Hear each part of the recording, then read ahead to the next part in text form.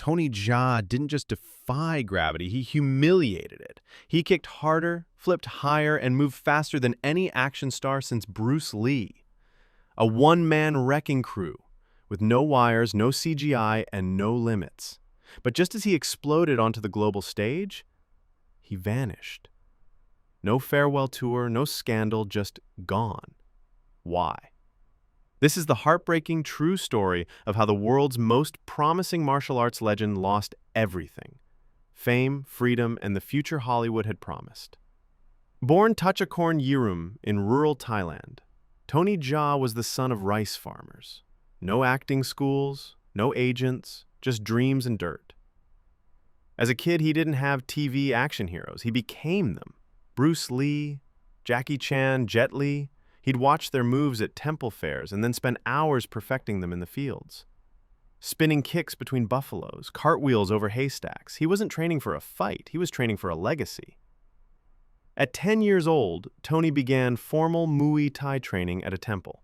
No gym, no mats, just bruises and belief.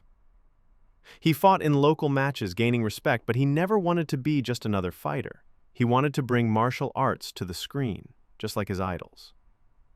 His life changed when he met Panna Ritikrai, a legendary stunt coordinator who saw in Tony something rare, pure, untrained genius.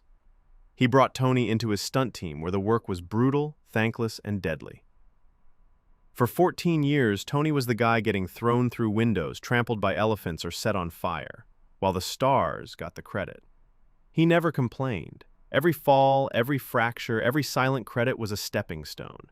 But behind the pain, he was absorbing everything: choreography, cinematography, and the subtle art of making violence into visual poetry.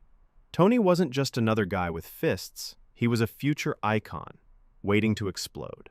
In 2003, Tony Jaa dropped Ong Bak like a nuke on the martial arts world. No wires, no stunt doubles, just one man willing to break his bones for your entertainment. Every punch, every flip, every elbow came from him, and it looked real, because it was. Ong Bak wasn't just a movie, it was a declaration of war on everything fake in action cinema. Hollywood took notice. So did Jackie Chan. Audiences around the world were suddenly chanting one name: Tony Jaa. His follow-up, The Protector, raised the bar again. In one scene, he fought his way up 5 stories of a building in a single uncut take. For action fans, this was the moment Tony Jaa stopped being a rising star. He had arrived. A man many believed would inherit the throne left by Bruce Lee, Jackie Chan, and Jet Li. Hollywood was ready to crown him. He was offered a role in Rush Hour 3. Jackie Chan himself wanted him in the film. But Tony declined. Why? Simple. He was already working on Ong Bak 2, his dream project. He wasn't just starring, he was directing, writing, producing. This was his big leap from action star to legend. But behind the scenes, everything was collapsing. Tony was locked into a brutal contract with Sahamongkol Film, a Thai studio that owned everything: his time, his income, even his international roles. While the world screamed for Tony Jaa, he couldn't move without permission. Ong Bak 2 became a nightmare. He was doing it all, with no safety net. Eventually, the pressure crushed him. In the middle of production, Tony Jaa disappeared. He vanished from the set. Rumors swirled: mental breakdown, legal fights, even substance abuse. The truth? He had walked into a Buddhist monastery. No cameras, no agents, no chaos, just peace. In Thailand, it's not uncommon for men to become monks temporarily. It's a form of spiritual reset. But for Tony, it was also escape. Escape from contracts, from burnout, from the industry that had turned his passion into a prison. When Tony returned to filmmaking, fans rejoiced, but the industry had moved on. New names were rising: Donnie Yen, Iko Uwais, and Hollywood, still interested, but not the same.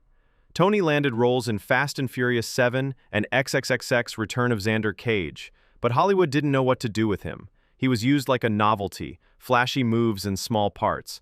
The raw, wire-free Tony Jaa magic was watered down, buried under glossy production and ensemble casts. Meanwhile, The legal grip of Sahamangkol film lingered like a ghost. When Tony tried to break free, they demanded $50 million in damages, just to let him go.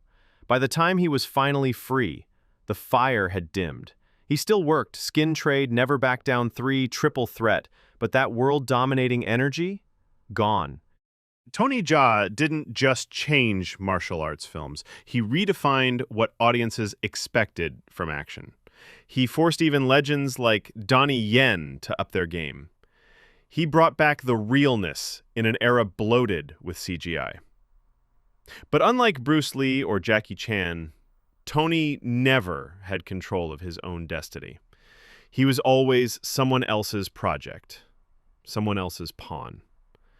His characters weren't iconic personalities. They were raw engines of movement.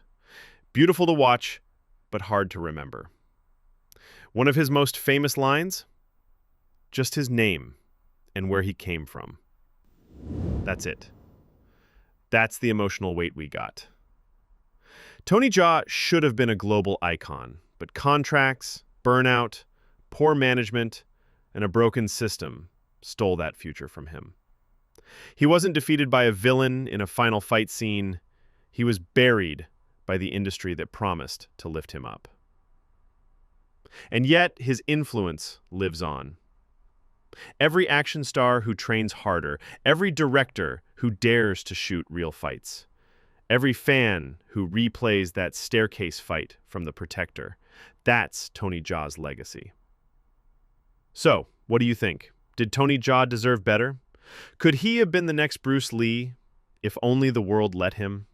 Or did he find something deeper than fame, a peace most stars never reach?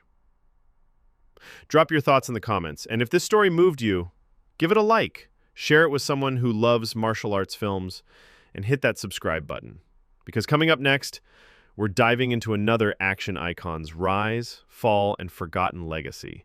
You won't believe who Hollywood threw away next.